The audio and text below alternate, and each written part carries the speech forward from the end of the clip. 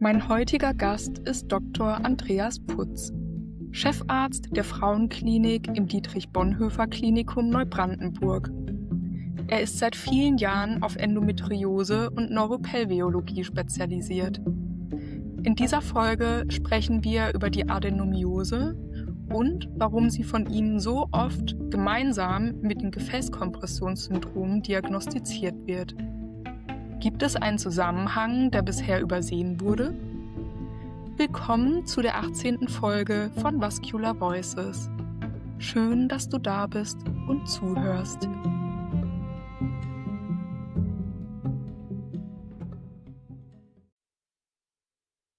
Hallo. Hallo. Ja, ich freue mich sehr, dass du Zeit gefunden hast, nochmal eine Aufnahme zu machen. Und ich hatte auch in der Community gefragt, was die Leute gerne wissen würden. Mhm. Und habe da so ein paar Fragen gesammelt und es hat sich so ein bisschen rauskristallisiert, dass, es so in 2 Richtungen geht. Einmal Adenomiose mit Okay. Gefäßkompressionssyndrom und einmal auch noch mal viele Leute, die was zur Pudendusneuropathie wissen wollten. Okay. Ja, ist Ähm, auch sind auch viel gefragte Themen. Sind ja ja, beides hochbrisant. und es hängt ja auch irgendwo alles miteinander zusammen, aber wir Mhm. würden das niemals in einer Folge schaffen. Ne. Ähm Und deswegen starten wir jetzt einfach mal, mit dem Thema der Adenomiose, Mhm. auch weil ich von dir schon weiß, dass du gesagt hast, auch in der ersten Folge, wo es ja darum ging, wie du bei mir die Gefäßkompressionssyndrome entdeckt hast. Da hast du ja schon auch angedeutet gehabt, dass ganz viele Patientinnen, die zu dir kommen, ähm, Gefäßkompressionssyndrome haben Mhm. und dass viele dann auch Adenomiose haben. Mhm. So, ich gucke hier auf mein Handy, nicht wundern, Mhm. weil ich die ganzen Fragen hier mal, sortiert habe. Ja, So, sortieren ist immer gut. ja, auf jeden Fall. Genau, ich glaube, wir klären vielleicht auch einfach mal, was genau ist die Adenomiose und wie unterscheidet sich die Adenomiose von der Endometriose? Weil früher hieß es ja, das wäre beides das Gleiche. Und jetzt ist es ja aber doch als 2 eigenständige Erkrankungen festgelegt worden. Ja, das ist richtig so. Mich wundert da immer noch, dass das, Verständnis dafür auch fehlt, denn, Adenomiose wird definiert als Gebärmutterschleimhaut-ähnliches Gewebe in der Gebärmutterwand, also 'n Platz, wo sie nicht hingehört. Gebärmutterschleimhaut kleidet die Gebärmutterhöhle aus, ist also dafür da, dass, 'ne befruchtete Eizelle sich einnisten kann und dann dort 'n guten Boden hat und wachsen kann. Und wenn keine Befruchtung erfolgt ist, wird sie abgestoßen. Das ist also dann die Periodenblutung jeden Monat. Genau. Und Adenomiose heißt, dass diese Schleimhaut, diese Tapete in der Gebärmutterhöhle auch in der Gebärmutterwand ist. Da gehört sie ja gar nicht hin. Mhm. Das ist das eine. Ähm, und das andere, Endometriose, ist Gebärmutterschleimhaut-ähnliches Gewebe, aber außerhalb der Gebärmutter.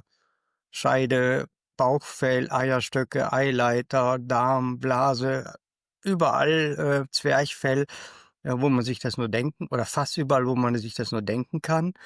Und, der Hauptunterschied ist also die Lokalisation. Also Mhm. einmal die Gebärmutterwand, Adenomiose, und außerhalb der Gebärmutter Endometriose. Und man kann beides unabhängig voneinander haben. Man kann also Adenomiose alleine haben, ohne Endometriose. Man kann Endometriose haben, ohne Adenomiose. Oder man kann auch beides haben. Mhm. Ja. Das Einzige, was auffällig ist, ist eigentlich, dass Adenomiose in den neuen Leitlinien der, Deutschen Gesellschaft für Gyn und Geburtshilfe, die sind 252 Seiten über Endometriose und Adenomiose geht gerade mal 10 Seiten. Was? Also, ja, ich habe es letztens noch mal durchgeackert, alle 252 Seiten. Ähm, Und tatsächlich 10 Seiten sind über Adenomiose und der Rest ist alles Endo. Aber warum? Also, ist Tja, Endometriose, weil es halt an so vielen unterschiedlichen anderen Stellen im Körper vorkommen kann, einfach deswegen mehr, beschreibungsnotwendig oder wird einfach Adenomiose immer noch nicht so wirklich ernst genommen? es wird beides wahrscheinlich. Das Endometriose ist wahrscheinlich komplexer und schwieriger zu beschreiben, aber auf der anderen Seite Adenomiose ist ja viel häufiger als Endometriose, Ist viel es? häufiger, ja? Endometriose heißt ja ungefähr 10, 11% aller Frauen im gebärfähigen Alter haben Endometriose, da sagt immer eine von 10. Mhm. Adenomiose, da sind die Daten in der Literatur etwas unterschiedlich. Die meisten gehen aus von einer Rate zwischen 7% bis 35% aller Frauen haben Adenomiose. Es gibt aber auch Studien, die bis auf 70% kommen, also relativ häufig. Und da ist natürlich jetzt ein Riesenloch, in Information, Forschung und Aufklärung. Also, es ist nicht nur Endometriose ist wichtig, auch Adenomiose, vor allen Dingen, weil Adenomiose noch viel häufiger vorkommt, ne?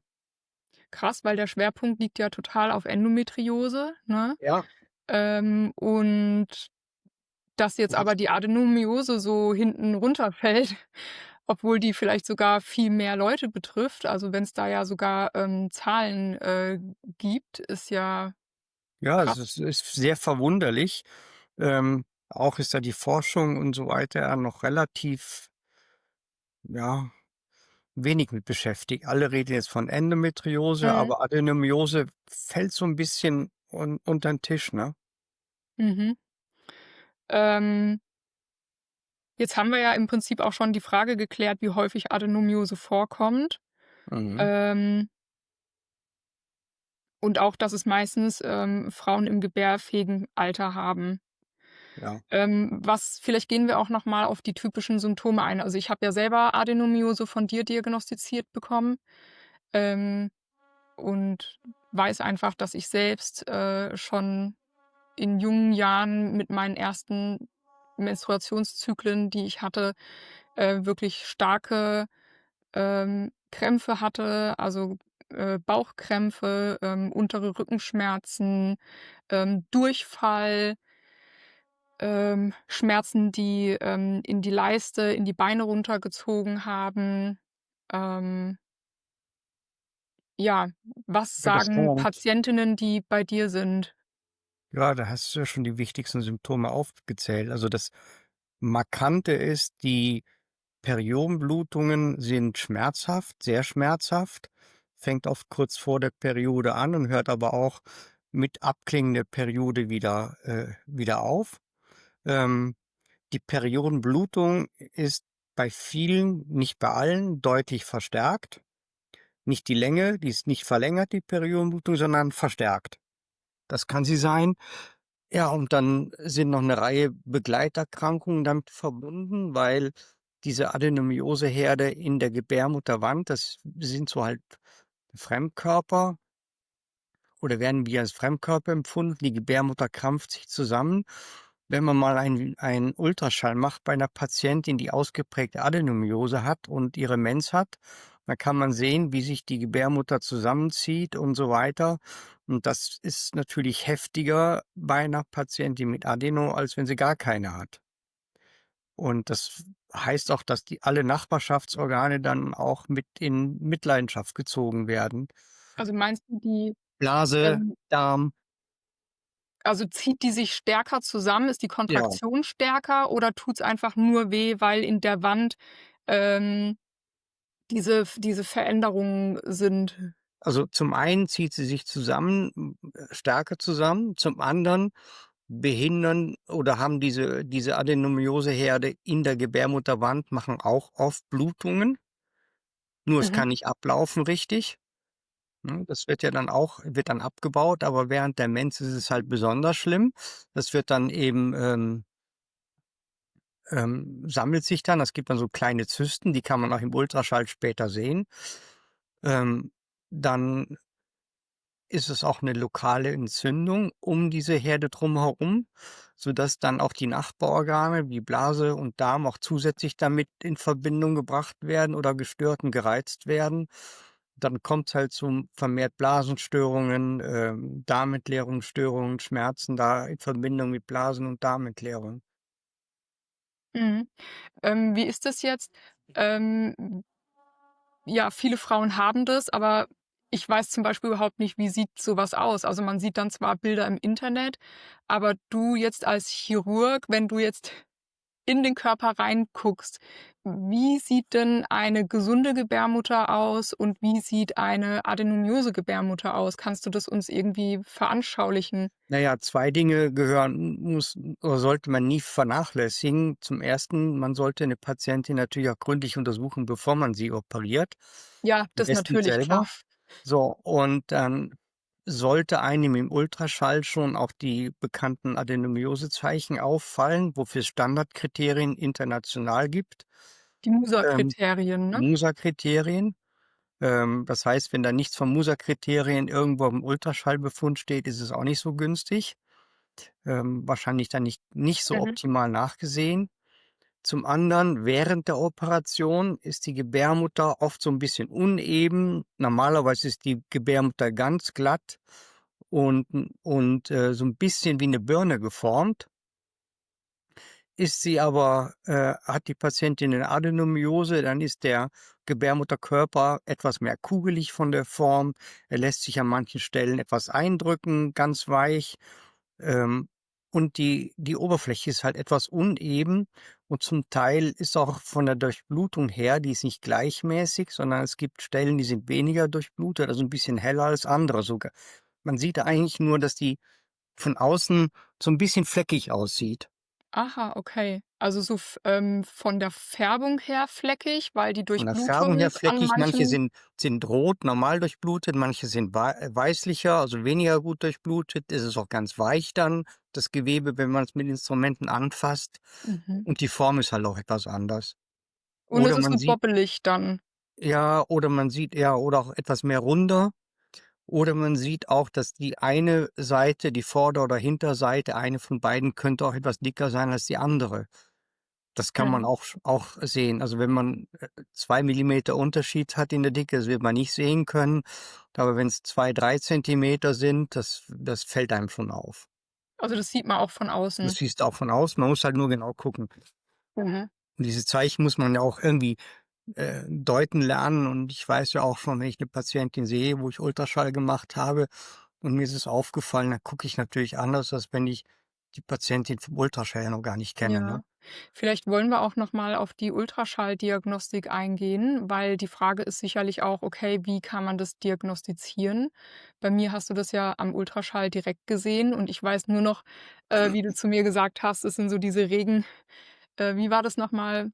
Wie wenn im Regenwald, ähm, so die Lichtstrahlen, durch Ja, die das heißt Bäume kommen, ne? Also, dass das so diese Fan-Shaped Strahlenbildung Echoes, also, ventilatorähnliche, Schallschatten.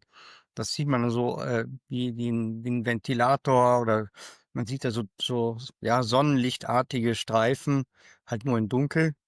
Ähm, Sieht man im Ultraschall. Da gibt's auch man muss auch noch unterscheiden, Adenomiose ist nicht gleich Adenomiose. Es gibt Patienten, die haben mehr ein knotiges Bild, wo also einzelne größere Adenomiose-Knoten da sind. Die haben dann richtig man muss da sehr vorsichtig sein und die von Myomen unterscheiden, also Muskelknoten. Da gibt's auch so ein paar Ultraschallkriterien, wonach man das gut unterscheiden kann, ähm, sodass man von einer knotigen Form das lässt sich sehr, sehr einfach erkennen, wobei eine etwas diffuse Vergrößerung, also wo die Herde mehr versprenkelt sind in der ganzen Gebärmutterwand, da muss man schon genauer hingucken und da muss man halt besonders die Musa-Kriterien halt, mhm. als Bewertung nehmen. Die Kannst du sind kurz dann sagen, was die Musa-Kriterien sind? ja, das sind, 'ne Reihe von Ultraschallbefunden, die man erheben kann, zum Beispiel auch eine Größendifferenz von Gebärmutter, Vorderwand zu Gebärmutterhinterwand. Die sollten normalerweise symmetrisch sein. Dann ist die Form der Gebärmutter wichtig. Dann guckt man, nach kleinen Zysten, die können auch nur ganz wenige Millimeter groß sein, 1 oder 2 Millimeter. Muss man auch immer unterscheiden zwischen Gefäßen, ob das Gefäße sind, die sehen oft gleich aus. Dann muss man auch sehen, ob man kleine Adenomyome findet. Das sind meistens ganz kleine Schleimhautinseln, die leuchten dann weißlich auf. Das sind so weißliche kleine Flecken, die auch zusammenfließen können, auch an bestimmten Stellen. Man kann auch sehen, ob ähm, die Verbindungszone zwischen Gebärmutterschleimhaut und der Gebärmutterwand gestört ist, die sogenannte Junction Zone. Da ist oft diese Verbindungszone so, dass die müsste normalerweise ganz glatt abgegrenzt sein, aber an manchen Bereichen sieht man, dass da ein Einwachsen dieser, Gebärmutterschleimhaut in die Gebärmutterwand erfolgt. Da ist also keine Grenze mehr zwischen den beiden Schichten, sondern das geht ineinander über. Also, da gibt's ja so doch einige Punkte, die man dann halt abarbeiten muss, ne? Mhm. Und, was ich mich gerade halt frage, ist, man hört von ganz vielen, Patientinnen, die Adenomyose haben, dass sie wirklich, ja, in jungen Jahren schon mit 12, 13, 14 Jahren schon ganz starke Schmerzen hatten. Mhm. Kann man denn dann davon ausgehen, dass da quasi, ähm, diese Adenomyoseherde schon in der Muskelwand der Gebärmutter sind? Also oder also Ja, also, kann man schon von ausgehen. Also, das ist, sicherlich ein deutliches Hinweiszeichen, wobei es nicht beweisen ist, aber man sollte sich natürlich schon fragen, wenn ich ein junges Mädchen habe, was dann bei ihrer Periode, mit 13 Jahren, regelmäßig 3, 4 Tage flach liegt, nicht zur Schule gehen kann, ja, da genau. sollte man schon eine genaue Diagnostik machen, ne? Das wäre schon wichtig. Aber da hat noch also, da gibt's noch keine, Studie oder so, dass man sagt, warum haben schon also, mit Periodenbeginn, Mädchen direkt schon 'ne Adenomyose? Ja, es gibt zum Beispiel ein ganz tolles Buch, da habe ich mal das, glaube ich, vor 3 Jahren mal gepostet, das Buch, das ist von Neshat, das ist einem ganz, ganz bekannten amerikanischen Gynäkologen, der sich sehr viel mit Endo beschäftigt hat. Der hat ein Buch herausgegeben, ich übersetze mal auf Deutsch, „Endometriose bei Heranwachsenden, bei Teenagern“. Okay. Und da wird auf diese Problematik schon hingewiesen, dass man auch sehr früh auch schon bei diesen jungen Mädchen eine Diagnostik betreiben soll und, nicht abtun: „Ja, das ist normal und stell dich mal nicht so an und du willst ja nur die Schule schwänzen.“ Ne, das muss man schon sehr gut und sehr genau verfolgen. Also, das ist schon nicht ganz, ohne jegliche Problematik. Das fängt schon sehr früh an und muss man auch sehr früh abklären. Mhm. Weil, ich frage deshalb, weil man ja teilweise an Gynäkologen auch, ich wollte sagen gerät, weil man auch manchmal Gynäkologen trifft, Aha. die einem halt sagen: „Na ja, ihre Gebärmutter, die ist halt sauer und, Adenomyose ist halt 'ne moderne Erkrankung, weil 'ne Frau dafür ausgelegt ist, von der Natur aus eben sich fortzupflanzen, und, ja, Kinder auf die Welt zu bringen und deswegen gar nicht so oft ihre Menstruation normalerweise hat, weil sie halt eigentlich viel mehr schwanger ist und, ja, Kinder austrägt und das halt heutzutage, weil viele immer, ähm äh, älter werden, bis sie dann, ja, Familie gründen und Kinder kriegen und dann kommen teilweise so Aussagen von Ärzten wie: „Na ja, ihre Gebärmutter, die ist halt sauer und, sie haben die Adenomyose, weil sie halt bisher noch keine Kinder haben und die Gebärmutter ist aber dafür gemacht, um eben Kinder auszutragen.“ Aber wie k kann man das dann müsste sich das ja quasi erst entwickeln, je älter man wird, umso schlimmer würde es werden. Aber wie kann es sein, dass man dann mit 13 schon Adenomyose hat? Ja, die Ursache von Endometriose und Adenomiose ist ja bis heute nicht geklärt. Definitiv ist keine Ursache bekannt. Daher kann ich auch nicht sagen, warum das so ist. Auffällig ist aber oder man kann das sich einfach sagen, die Gebärmutter ist sauer. Ganz vor vielen Jahren sind die Frauen mit 14 schwanger geworden. Das findet man ja heute noch in einigen Ländern, dass da Mädchen jung verheiratet werden und die kriegen mit 15 oder 14 ihr Mhm. erstes Kind, sind dann permanent schwanger. Klar, wenn ich nie eine Periodenblutung richtig habe, sondern gleich wieder schwanger bin, Mhm. habe ich auch gar keine Zeit, das auszuleben. Aber wären diese selben Patientinnen halt nicht schwanger, dann würden sie es merken. Die haben natürlich oder werden wahrscheinlich auch Adenomiose haben, aber sie kommt halt nicht zum Tragen, weil 'ne Schwangerschaft, die Problematik immer verdeckt, Mhm. genauso wie die Pille. Wenn ich die Also, Pille würdest du einnehme, wird's ja auch etwas besser. aber würdest du sagen, an der Theorie ist schon irgendwie was dran? Also, es ist keine moderne Erkrankung, ist nur 'ne Erkrankung, die jetzt mehr zutage tritt, weil halt weniger Geburten und später Entbindungen da sind, aber sie wird damit nicht provoziert, ne? Mhm. Mhm. Hm. Ja. Na ja, auf jeden Fall muss da ja noch viel passieren. Hoffen wir, dass sich da jetzt, bei Adenomyose auch was tut. Ja, das Ähm, wäre wichtig. ja, die Frage ist auch, wie kann man Adenomyose behandeln? Das war jetzt von der Community auch eine Frage. Viele haben gefragt: „Wie sieht es aus mit, Hormonen, mit alternativen Behandlungsmethoden?“ Und natürlich dann halt auch, äh da können wir dann danach eingehen, Gebärmutterentfernung, weil das dann letztendlich bei vielen dann doch da als letzte Möglichkeit geraten wird. Na ja, man muss sich halt das immer überlegen. Ähm, prinzipiell, ähm, ist es schwierig, Adenomiose zu behandeln, solange noch Kinderwunsch besteht. Wenn akuter Kinderwunsch besteht, das heißt, jemand möchte 'n Kind haben und wartet drauf, kann man mit der Adenomiose eigentlich nicht sehr viel machen.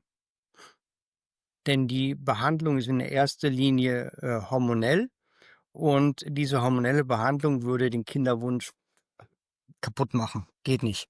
Also entweder oder, sodass man dann gezwungen ist, bei diesen Patienten symptomatisch, das heißt mit Schmerzmitteln, krampflösenden Mitteln et cetera zu arbeiten. Da Mhm. habe ich gar keine andere Möglichkeit. Ja. Es Also, gibt mittlerweile ist immer noch die Pille ist so halt das ja, Pille, so Gelbkörperhormon die rein, das ist Standardlösung. oder Hormonspirale, das sind dann halt Mhm. immer die Behandlungsoptionen. Es gibt es seit einigen Jahren auch Therapieansätze, Adenomiose, wobei ich betone, das ist nicht für die sogenannte diffuse Adenomiose geeignet, sondern für die isolierten Adenomiome, also einzelne größere Knoten, die man gezielt mit Radiotherapie oder mit Ultraschallsonden behandeln kann, Mhm. Genau. operativ. Da habe ich auch schon viel Ja, gelesen. Ich hatte dich ja auch schon gefragt gehabt, ob das bei mir gehen würde, ne? mhm, Aber ich habe nicht diese, wo die so einzeln, ja. kompakt Das sind die wenigsten, also diejenigen, die wirklich so genauso wie Myome einzelne größere Adenomiome haben, die kann man, mit diesen Techniken angehen. Erfolgsraten ist zu früh noch, um langfristig was zu sagen, aber sicherlich 'ne Option, ohne Zweifel.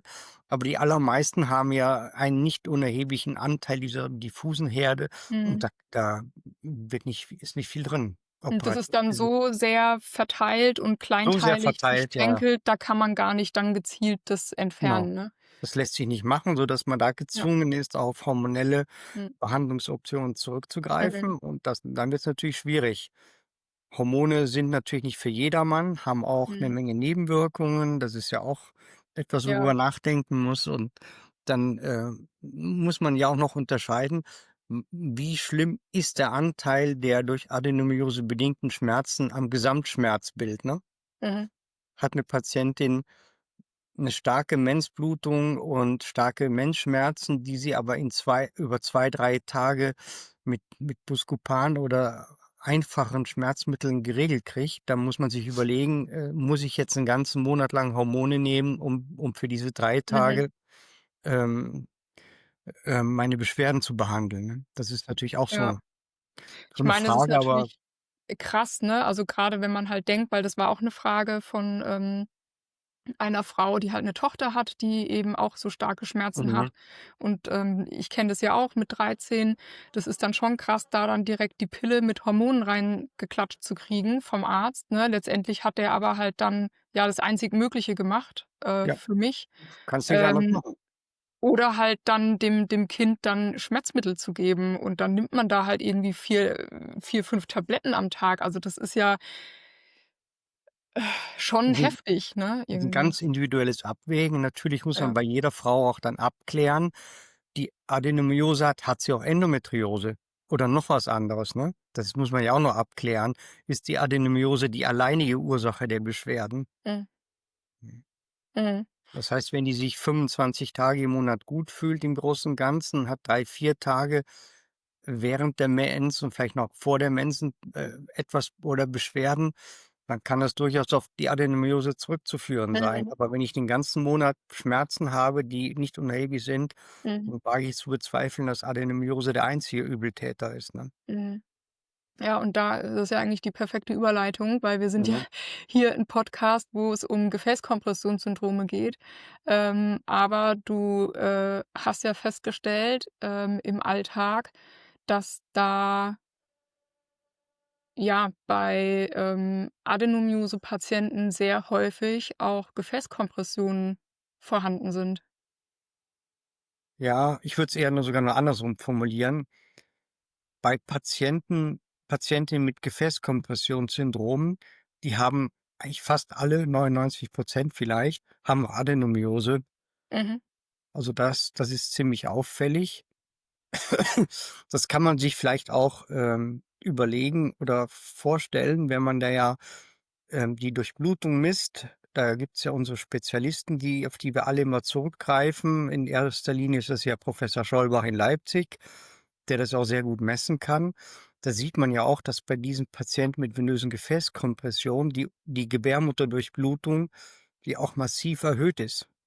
Das Mhm. heißt, ich habe auch massiven venösen Stau und die Gebärmutter ist dann wie 'ne übersaftige Orange oder Mandarine, die wirklich voll ist wie Blut. Und diese Organdurchblutung, da hatte er seine Messmethode ja sehr verfeinert. Er, kann ja auch sagen, dass die um ein Vielfaches mehr durchblutet ist als sonst. Und das ist ja so eine Theorie, ob das nicht mit die Ursache für Adenomyose sein kann, dass der ganze Blutdruck das Gewebe die Schleimhaut auch in das Gewebe hineinpresst. Gut, Mhm. das ist aber Theorie und das muss alles noch weiter untersucht Aber es werden. ist deine Theorie, ne? Also, weil man muss ja wirklich ganz klar sagen, bisher ist ja der Allgemeinheit die Gefäßkompressionssyndrome gar nicht bekannt. Ne, leider. Und das heißt, äh, dadurch natürlich auch nicht der Zusammenhang zwischen Adenomyose. Das hast ja nur du festgestellt, weil du eben weißt, es gibt diese Gefäßkompression. Mhm, Ähm, und mit der Adenomyose, also, wenn man sich, das bildlich vorstellt, die Gebärmutter, die hat ja drumrum auch, Venen, ne? Also, so mhm, 'n Venengeflecht, was ganz genau. normal zur Durchblutung dient, ne? Mhm. Ähm, wie sieht es, also, wenn du sagst, es ist dann mehr durchblutet, wenn man Gefäßkompression hat, Mhm. wie sieht es dann aus? Weißt du, also, sieht man das äußerlich? Also, ich kann's natürlich nur ansatzweise erkennen und ich bin dann immer, so, dass ich dann froh bin, wenn eine Patientin mal bei Professor Schollbach war und der mir das bestätigt. Und da, ist es ja so, dass da eigentlich zu 100% 'ne Übereinstimmung ist. In dem Mhm, Moment, wenn ich, Gefäßkompression habe mit Krampfadern im Becken, dann wirkt sich das in erster Linie auch auf die Gebärmutter aus. Die ist ja richtig stark durchblutet und man sieht auch die Venen deutlich gestaut und man sieht auch in der Gebärmutter, speziell am Rand drumherum, ganz massive Gefäßzeichnungen. Das, kann auch Professor Schollbach messen und der bestätigt einem mhm, dann auch, dass die Gefäßdurchblutung der Gebärmutter, deutlich erhöht ist. Das ist ja der Sinn seiner mhm, Pixelflux-Technik, die ja sonst keiner macht. mhm. Weil ich stelle mir jetzt halt einfach vor, dass dieses, feine Venengeflecht, was so Mhm, die Gebärmutter umgibt, dass das so richtig, da sich da ja das Blut rückstaut oder das Blut da, langläuft, dass da diese kleinen zarten Venen ganz dick werden. Ja, ja, Stimmt das so mit ja. Also, ich habe kann man da das so mal sagen? wenn ich jetzt mal die Zeit hätte, alle Daten zu veröffentlichen, das wäre, ähm, ideal und würde 'ne Ja. Menge bestätigen. Also, das gibt ganz klare Ergebnisse, die kann ich jetzt schon vorwegnehmen. Also, was definitiv sicher ist, dass auch die Erweiterung der Gebärmuttervene, die ist, deutlich vergrößert, also um ein Vielfaches. Normalerweise ist die Gebärmuttervene die Hauptvene nur 2 bis 3 Millimeter im Durchmesser. Mhm. Bei Patienten mit, venösen Gefäßkompression, ich habe letztens sogar 1,1 Zentimeter gemessen, also richtig, richtig schön verdickt. Das ist völlig unüblich, ne? Also, das kann Oha. man auch Wie sehen. wie hast du das gemessen? Also, Das kann während man der OP? das habe ich beim Ultraschall. Beim Das messe ich beim Ultraschall? Ultraschall. Ähm, Das kann ich messen. Also, das schafft sogar ich noch hinzukriegen. Aber Professor Schollbach und andere Kolleginnen, die darauf spezialisiert sind, die können das natürlich viel besser darstellen als ich. Da bin ich, nicht gut genug, um das im Detail zu erfassen. Mhm. Aber es ist offensichtlich und man sieht ja auch im OP, wenn man 'ne Bauchspiegelung macht, dass neben der Gebärmutter die Venen deutlich gestaut sind. Man sieht dann die dicken Krampfadern, das kann man schon sehen, durch das Mhm. Bauchfell durchschimmern. Mhm. Wow, Aber haben wir okay. früher nie drauf geachtet und die meisten, ja, nehmen's noch nicht mal wahr. Ja, also, im Prinzip sind Zeichen eindeutig da, Mhm. aber der Man muss sie Arzt oder sehen. Chirurg ignoriert's. Kann man das so sagen? Ja, habe ich ja früher auch. Ja, stimmt. Durch Unwissenheit, weil man Durch denkt: „Ja, bei Unwissenheit, manchen ist das weil halt man die so." Bedeutung gar nicht kennt. Man weiß gar nicht, warum? Ist das schlimm oder Mhm. ist das nicht schlimm? Und solange ich's nicht weiß, ist Also, es halt müsste normal, da ne? in Zukunft 'ne Sensibilisierung stattfinden.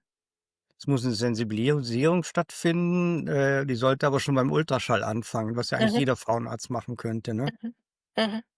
Muss man natürlich auch dazu sagen, geben auch das die Ultraschallgeräte in den einzelnen Gyn-Praxen auch her, ne? Das ist ja die nächste Frage.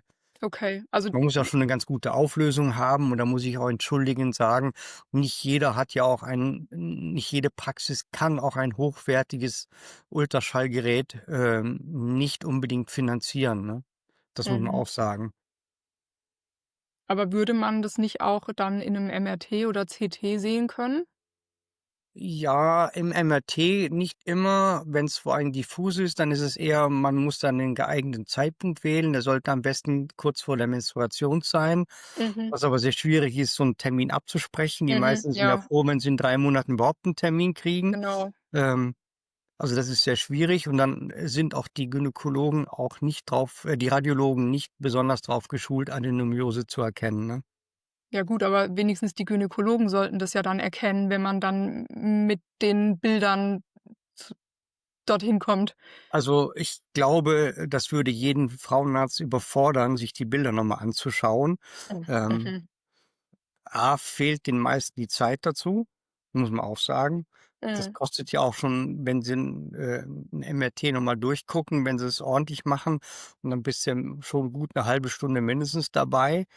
Je nachdem, wenn's kompliziert ist, sitzt du auch noch länger dabei. Und wie lässt sich das in den normalen Arbeitsalltag umsetzen? Eigentlich gar ja, nicht. gut. Und, da musst du ja auch natürlich auch die Fachkenntnis haben. Das haben die meisten nicht. Also, wir waren ja jetzt, sozusagen bei diesen Venen und Krampfadern, um die Mhm. Gebärmutter rum. Wenn die vergrößert sind und mehr durchblutet sind, spricht man dann von dem Pelvic Congestion Syndrom? Ja, die obwohl die internationalen Kennzeichen oder es gibt international auch überhaupt keine Kriterien, wonach man das festhält. Man sagt allgemein Krampfadern, wenn einem das irgendwie auffällt, dass da was nicht stimmt. Aber es gibt man ich habe mal vor 2 Jahren, damals mit Robert Deleuve noch, wie er bei uns war aus Amsterdam, haben wir noch mal, überlegt und geguckt und er hat auch gar genauso wie ich gar keine, ähm, Krampfadern gefunden, die irgendwie definiert sind in der wissenschaftlichen Literatur. Dann hat sich Robert an die Europäische Angiologische Gesellschaft gewandt Und da gibt's sogar eine Arbeitsgruppe für Pelvic Congestion, Mhm. aber auch die haben gar keine richtige Definition dafür, woran man das festmachen kann, ne? Also, es gibt keine eindeutigen Kriterien und, da läuft ja jetzt seit 2 Jahren oder 1,5 Jahren eine Studie an der Uni Amsterdam, um die Kriterien des Pelvic Congestion Syndroms mal festzulegen, zu definieren. Wann sind Krampfadern Krampfadern? Aha, ja, genau. Wann ist 'n Pelvic Congestion Wann ist Syndrom? Pelvic Congestion? Wann sind Krampfadern Krampfadern? Ne, also das ist, Also, schon bräuchte man da ja, im Prinzip, Frauen einmal mit und einmal ohne und müsste dann gucken, okay, bei genau, denen sind jetzt die Venen so und so dick und bei denen sind sie so und so dick und ab genau. der Dicke sind sie nicht mehr normal. Genau, So, also so ungefähr. Also, die okay. was ist normal, was nicht normal, weiß keiner so genau. Aha. Man nimmt das jetzt, genauso wie ich auch, an mehr oder weniger subjektiven Kriterien fest, wenn es einem auffällt. Mhm. Und, die Vorgehensweise, dass man überhaupt darauf aufmerksam geworden ist ja auch die gewesen, dass wir gesehen haben, da sind Patienten, die haben Krampfadern oder für unsere Verhältnisse eine auffällige Venenstauung und gleichzeitig haben sie Beschwerden. Die typischen Beschwerden, die man hat bei, Blutstau im Becken. Und, Schollbach ist ja dann schon 'n bisschen besser, der kann das ja besser definieren als wir. Der hat ja schon die ersten Rahmenkriterien festgelegt, aber wir brauchen ja Kriterien, die nicht nur ein Herr Professor Schollbach feststellen kann, sondern auch Kriterien, die für den Wald und Wiesengynäkologen wichtig sind, damit jeder frühzeitig in der Praxis sehen kann: „Okay, da stimmt was nicht. Mhm. Diese Patientin muss jetzt weiter in Referenzzentrum überweisen“, ne? Vor allem, also, woher weiß man, kommen jetzt die Beschwerden von der Adenomyose oder vom Pelvic Congestion Syndrom? Ja, das lässt sich aber schon Oder gibt einigermaßen. es Leute, die Pelvic Congestion haben und keine Adenomyose? Ich kenne ehrlich gesagt keine. Hm, Genau. Hm. Das ist das, wo ich auch sage. also das heißt, alle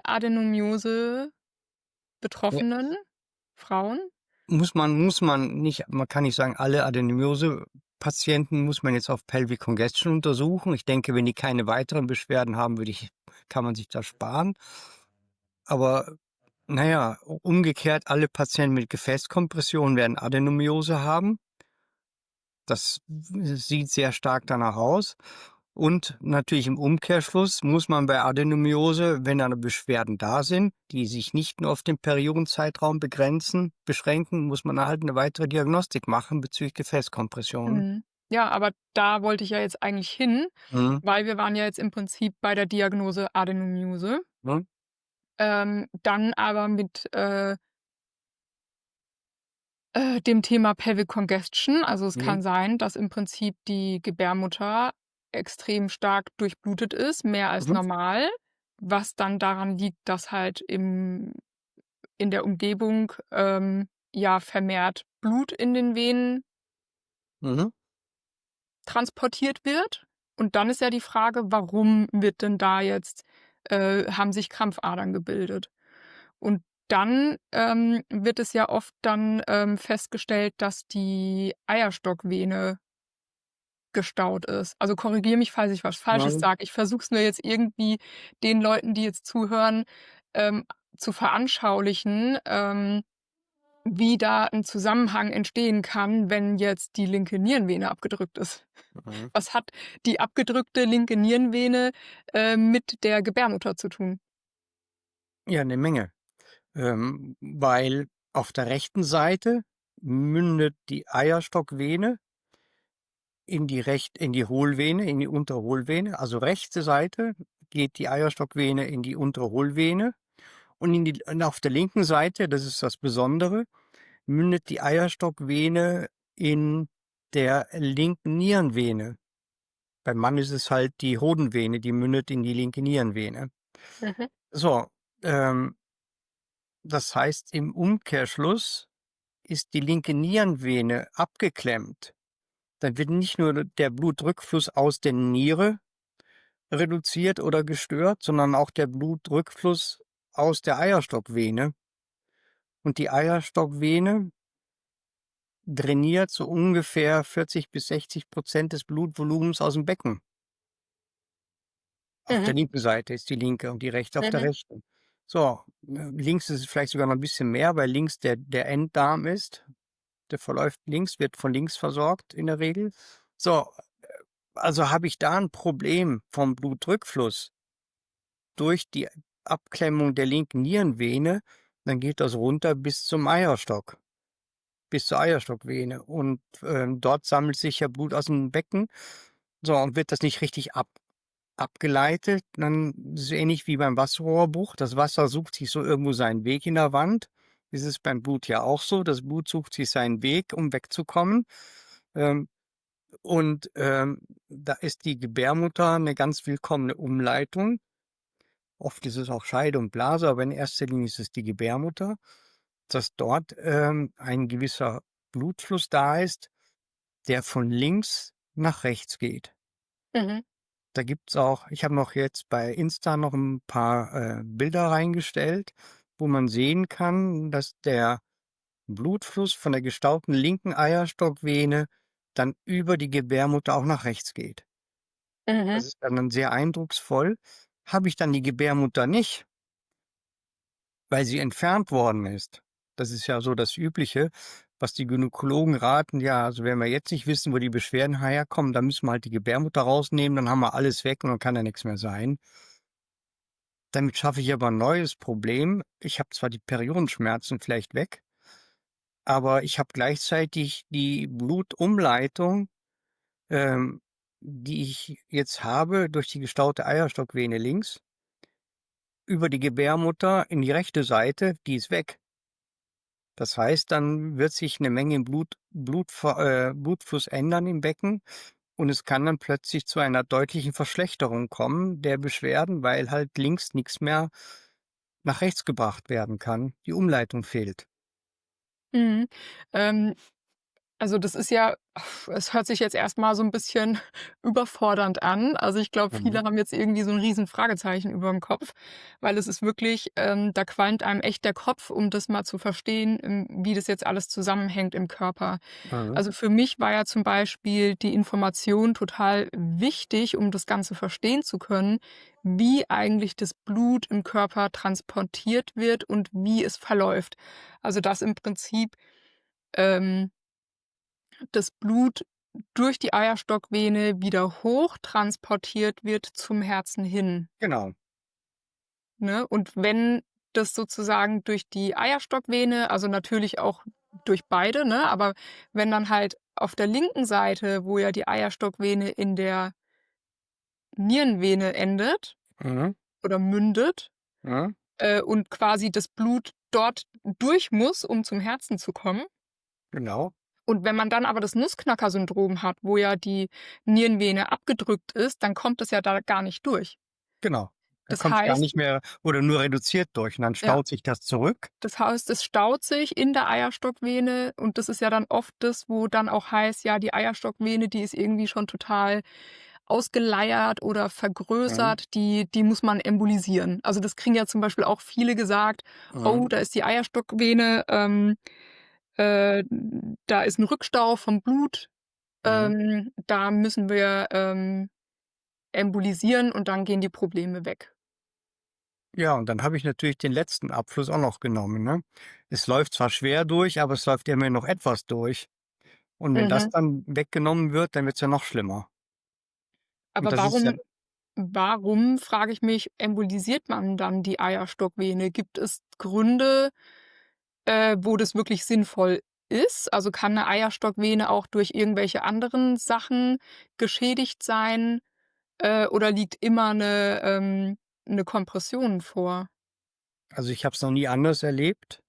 Es kann natürlich sein, dass durch 'ne OP, da irgendwas unterbunden worden ist. Das will ich gar nicht abstreiten, aber Mhm, ich habe das nie anders gesehen und, mhm, äh,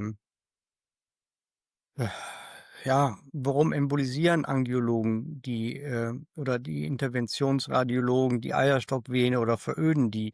ja, Das kommt von 'ner ganz anderen Geschichte her. Wir kennen das von den Krampfadern in den Beinen. Da sind entzündete und kaputte Venenklappen die Ursache und, dann verhindern die Venenklappen nicht mehr, dass das Blut wieder zurückfließt, sondern das läuft dann wieder runter, weil die nicht mehr abdichten Mhm. und, dann staut Ja, sich das Blut in ausgeleiert. den Beinen und sind ausgeleiert. Und da ist es aufgrund der kaputten Venenklappen natürlich sinnvoll oder gute Idee, entweder die Krampfadern zu entfernen, zu veröden oder sonst was damit zu machen.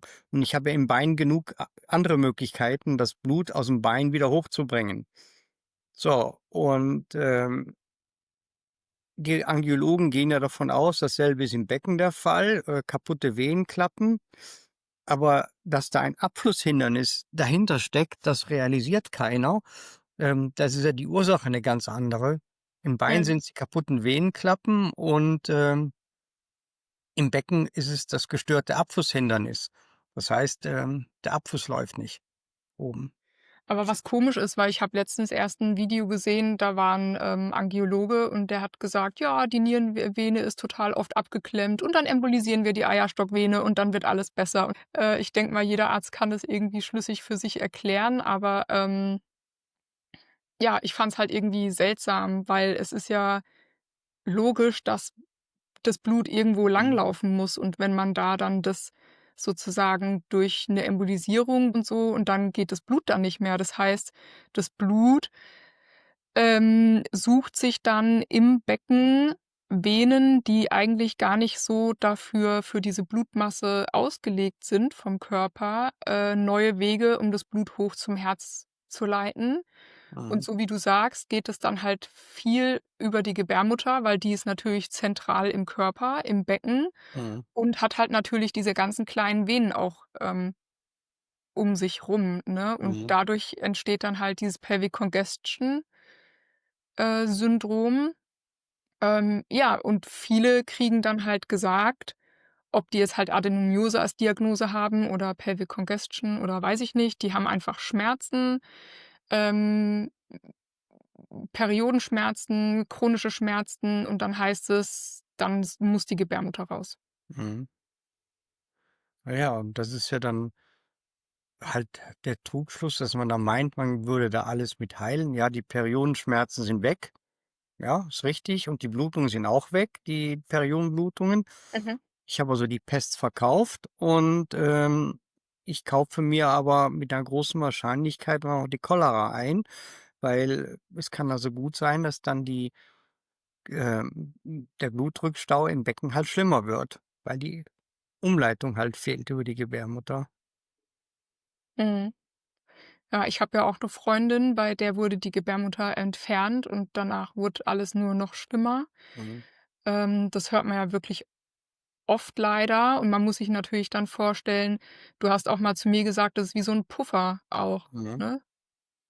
Ja, das ist einmal 'n Puffer in geringerem Ausmaß und im besseren oder im weiteren Sinne auch noch eine Umleitung, ne? Mhm, Wie gesagt, man kann es auch auf Röntgenbildern sehen und das ist natürlich immer sehr eindrucksvoll. Schollbach kann es auch messen. Daher ist es auch ganz gut, dass man sowas auch nachweisen kann, mhm. ne? Das heißt, mit der Gebärmutterentfernung werden ja im Prinzip dann halt die ganzen Venen, die das Blut transportiert haben, Mhm.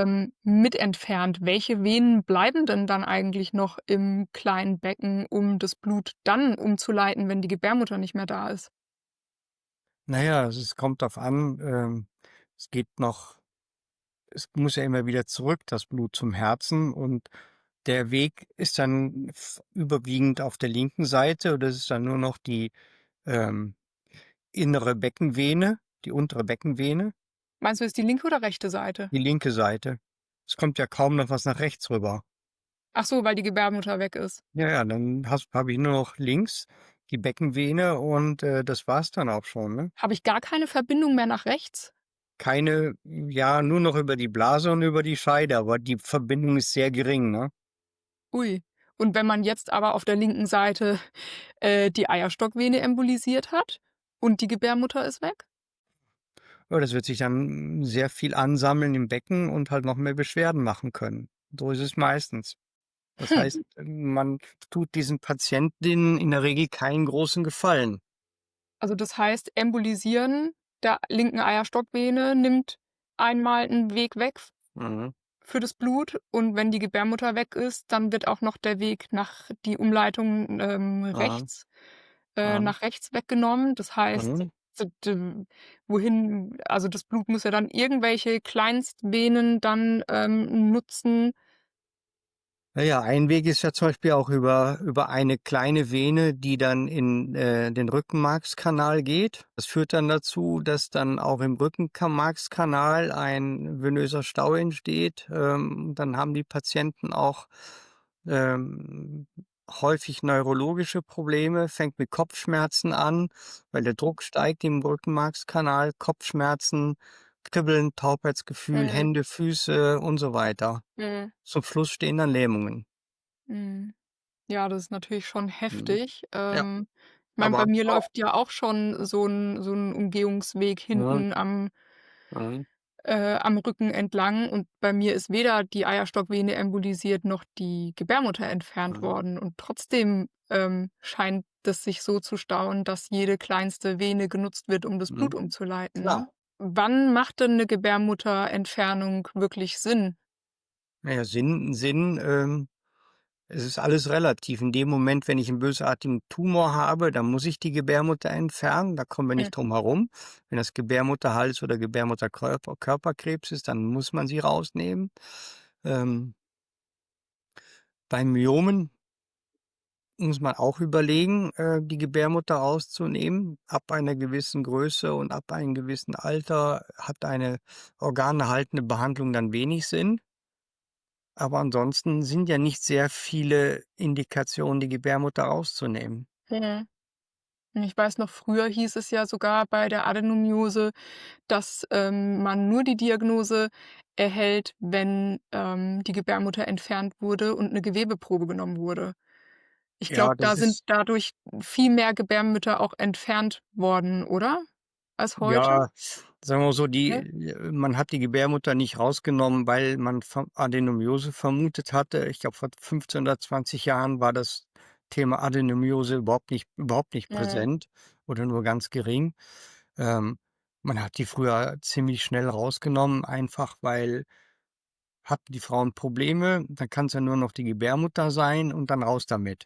Ja. Ne, das war man ja sehr schnell zur Sache Mhm. und das muss man natürlich sich sehr genau überlegen, was die Ursache ist. Wie gesagt, es gibt ein paar Gründe, die Gebärmutter rauszunehmen, aber ansonsten sollte man schon sehr, sehr zurückhaltend sein. Ja. Ach, jetzt ist mir grade hatte ich noch 'ne Frage, jetzt ist sie mir wieder entfallen. Oh Mann. Mhm. Äh, Ich gucke vielleicht noch mal ins Handy, was so an Fragen kam. Genau, jetzt ist hier die Frage: „Kann die gestörte Durchblutung durch Gefäßkompression eine Rolle bei der Entstehung oder Verschlechterung der Adenomyose spielen?“ Also, ich denke schon, dass da ein gewissen Zusammenhang besteht, aber das ist wissenschaftlich nicht aufgearbeitet, ne? Aber das ist ja die Vermutung, wo du vorhin gemeint hattest, dass da 'n Zusammenhang besteht und dass Ja. vielleicht Gefäßkompression die Ursachen für Pelvic Congestion und somit auch automatisch Adenomyose sein könnten?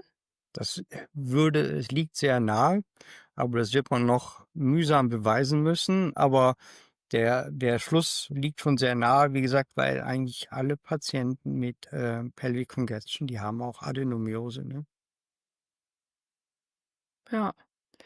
Wie ist es dann eigentlich, hm, wenn man dann, die Gefäßkompression behebt?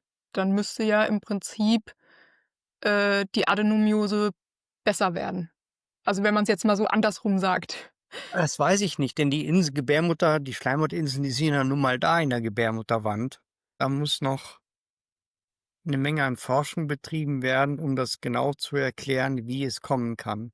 Mehr Ich kann habe ich auch nicht noch dazu beitragen. Fragen zum Thema Schwangerschaft und Gefäßkompressionssyndrome. Mhm. Ähm, Kann es 'n Einfluss haben auf Schwierigkeiten, schwanger zu werden? Kann es zu Problemen während der Schwangerschaft kommen und bei der Geburt? Gefäßkompressionssyndrome haben in der Regel immer was Negatives.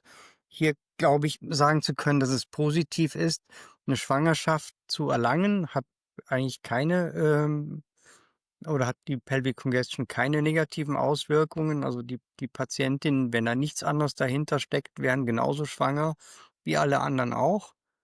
Ähm, ab Die Schwangerschaftsverläufe sind bis auf ganz wenige Fälle, ähm, auch völlig unauffällig und auch die Geburt. Mhm. Also, da gibt's kein Risiko oder so? Mir nicht bekannt, nein. Mhm. Aber mit, schwanger werden, wenn ja jetzt die meisten auch Adenomyose haben, bei Adenomyose heißt es ja ganz klar, dass da 'ne Schwierigkeit besteht, ne? Ja, die Schwierigkeit besteht aber nur dann, wenn ich sehr große Adenomioseherde habe und die Gebärmutterhöhle beeinflussen in ihrer Form. Also, ich würde mal sagen, die normale Adenomiose-Patientin hat da keine Einschränkungen. Okay, ja, das hört sich ja wirklich Ja, positiv ja, an. also, die werden eigentlich alle ganz gut schwanger. Mhm. Meine Erfahrung ist auch, dass ich durch die Selbsthilfegruppen sehr viele Frauen kenne, die Kinder haben, Mhm. auch problemlose Schwangerschaften und Geburten. Oft haben sie ja auch erst hinterher erfahren, dass sie Gefäßkompressionen haben. Ähm, Viele sagen, dass es ihnen halt während der Schwangerschaft tatsächlich besser ging oder sie mal wirklich Ruhe hatten von den Beschwerden. Wie kann man das erklären? Ja, dass der, normale Schwangerschaftskreislauf halt, so ist, dass die Gebärmutterdurchblutung der Schwangerschaft angepasst ist und dann fällt das nicht mehr so auf, dass die Patienten Krampfadern im Becken haben. Also, müsste man auch genau durch Messungen abklären, was eigentlich nur Schollbach kann im Moment, hat auch noch kein Mensch gemacht. Aber die, ähm, Adenomiose als solche ist ja hormonell ruhig gestellt in Anführungsstrichen, weil ja Mhm. keine Östrogene mehr dann nachher Also haben da wir wieder sind. die hormonelle Schiene, Behandlungsschiene Ja. sozusagen, ja? Und, die Gefäßkompressionen kommen einfach nicht bei der Schwangerschaft so zum Tragen, ne? Mhm. Also, man kann sagen, dass durch die Schwangerschaft sich die Durchblutung im Körper also, da wird ja Wird auch noch besser mal reguliert. verändert, ne? Mhm. Also Ja. und Ja, sich das klar. dadurch verbessern kann, also sowohl Durchblutung als auch die Hormone, ne? Wir sind da jetzt sozusagen stehen am Anfang, ne? Genau. Es müssen jetzt erst Studien, so wie du gesagt hast, in Amsterdam, die sind da ja Mhm. dran, was ja schon mal irgendwie super ist. Wäre natürlich toll, wenn auch in Deutschland da irgendwie 'n bisschen was vorangehen würde. Aber aktuell scheint es so, dass halt, das Interesse bei Endometriose da ist und weil einfach die Patientinnen selber laut geworden sind über viele Jahre, sodass da gar nicht mehr weggeschaut werden kann. Da muss jetzt was passieren. Aber ja, die Adenomiose hängt jetzt so 'n bisschen nach und die Ah ja, Gefäßkompression ja erst recht, weil kennt ja immer noch niemand. müsste ja die Zeit mal haben, die 500 Patientinnen, die ich in den letzten Jahren hatte, mal auszuwerten, ne? Da habe ich auch relativ viel gute Daten, aber Ja, das vor ist allem, immer wenn du 'n sagst Zeitproblem. 500 Patientinnen, das wäre Mhm. halt also, ich würde mich ja freiwillig melden, aber es ist halt super schade, dass du dann halt, dadurch, dass du so viel zu tun hast, mit deiner alltäglichen Arbeit, so wenig dich eigentlich damit beschäftigen kannst, weil solche Ärzte wie dich oder wie Schollbach, brauchen wir halt und nur durch euch ist es ja möglich gewesen, dass wir jetzt 'ne Diagnose haben.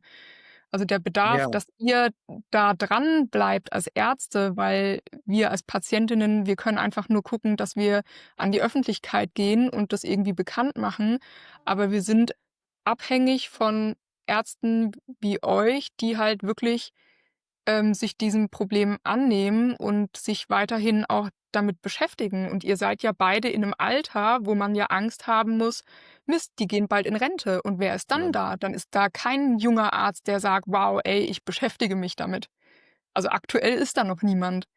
Na ja, das ist ja 'ne prinzipielle Frage auch, die, Professor Schollbach und ich sind in 'ner Zeit groß geworden, wir sind ja in etwa gleich alt, sind in 'ner Zeit groß geworden, wo man kein Arbeitszeitgesetz kannte, wo es keine Gewerkschaften gab in dem Sinne, die die Arbeitszeiten geregelt hatten. Ähm, und da waren wir natürlich beide anders auf der Arbeit, als die Kolleginnen und Kollegen es heute sind. Die Arbeit, ich will nicht sagen, dass sie besser oder schlechter war, sie war einfach nur anders und wir hatten in kurzer Zeit viel Erfahrung sammeln können, weil wir relativ viele Stunden in der Klinik verbracht haben pro Woche. Ja, aber es ist ja, du kannst es ja jetzt nicht irgendwie aufs Alter, schieben Ja, oder so. doch, Es das gibt ja schon. Das viele. hat schon 'nen Grund, denn die neue Generation, die jetzt heranwächst, die haben 'ne, ähm, 41-Stunden-Woche und haben natürlich viele, viele Überstunden, aber so den Umfang, den wir hatten, frei nach dem Dienst und dass man dann natürlich dann aus'm Betrieb raus ist, das war nicht da. Da war man gezwungen, halt weiterzuarbeiten. Ob das gut oder schlecht ist, will ich gar nicht in Abrede stellen oder diskutieren. Ja, aber, d also, ich finde nicht, dass man das so verallgemeinern kann, weil es gibt ja genug, die in eurem Alter sind und die auch 08/15 arbeiten. Also, es ist, glaube ich, wirklich Typsache und ihr seid halt beide eher so diese Forschertypen und, ihr interessiert euch und ihr wollt einfach, ähm ja, Ja.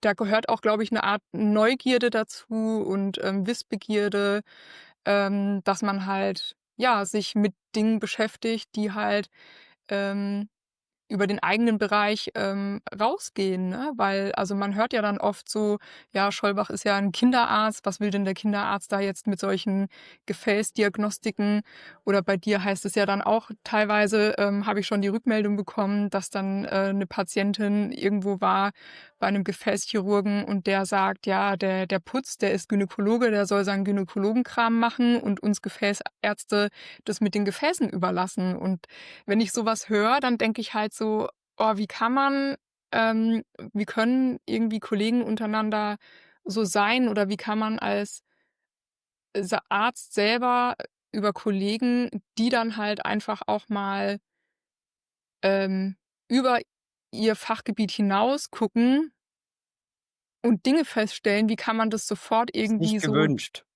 wegschieben und, überhaupt nicht annehmen. Also, ich verstehe schon das so 'n bisschen warum, aber dann kann man doch wenigstens hinterher bisschen drüber nachdenken und sich vielleicht überlegen: „Ach, vielleicht ist da ja wirklich irgendwie was dran.“ Also, Ja. diese Zusammenarbeit fehlt ja noch total krass, ne?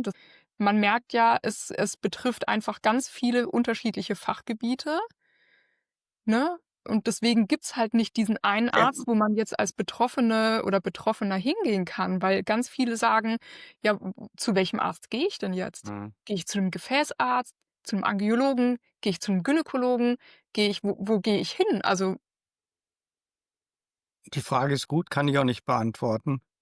ja, hoffen wir, dass irgendwann wir wissen, an welchen Arzt wir uns wenden können, Mhm. weil, Die es dann Problematik halt ist wirklich, vielschichtig, betrifft halt viele Fachbereiche, ne?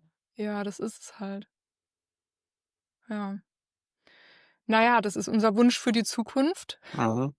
Wir hatten's ja noch wegen Behandlungen, hormonelle Behandlungen, operative Behandlungen. Ich habe öfter auf Instagram in der Story gezeigt, dass mir zum Beispiel, Akupunktur extrem bei den Beschwerden hilft mit der Adenomyose, Ja, wenn ich meine natürlich. Tage bekomme.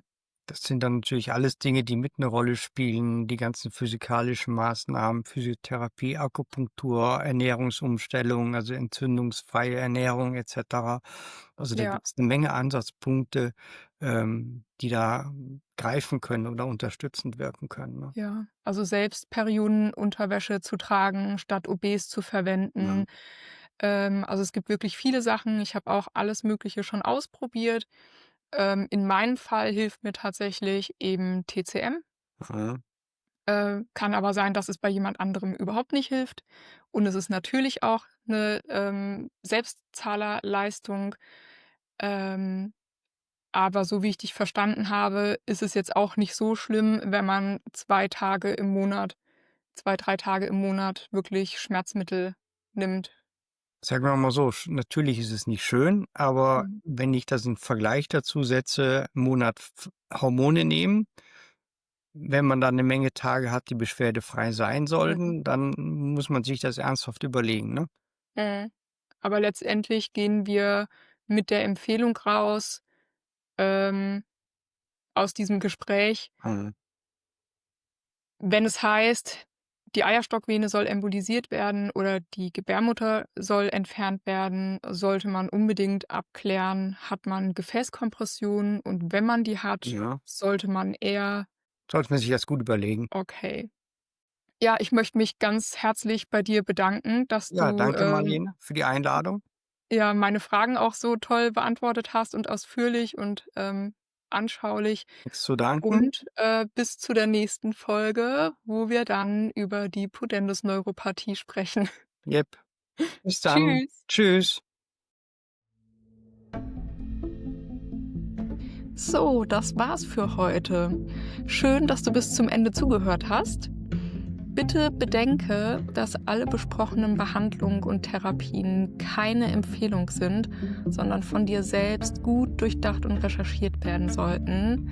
Es gibt bisher nicht die eine Lösung. Wir stehen noch am Anfang und jeder Krankheitsverlauf ist individuell und sehr komplex. Wenn du dich näher informieren möchtest, dann schau auf der Instagram-Seite von Vascular Voices vorbei. Dort gibt es wöchentlich Beiträge zu den Gefäßkompressionen. Ich hoffe, dir hat die Folge gefallen. Wenn du magst, kannst du unten ins Kommentarfeld schreiben, wie du sie fandest, oder den Podcast mit Sternen bewerten. Damit hilfst du selbst aktiv mit, die Krankheit bekannter zu machen. Denn glaub mir, du bist nicht allein. Wir sind ganz viele.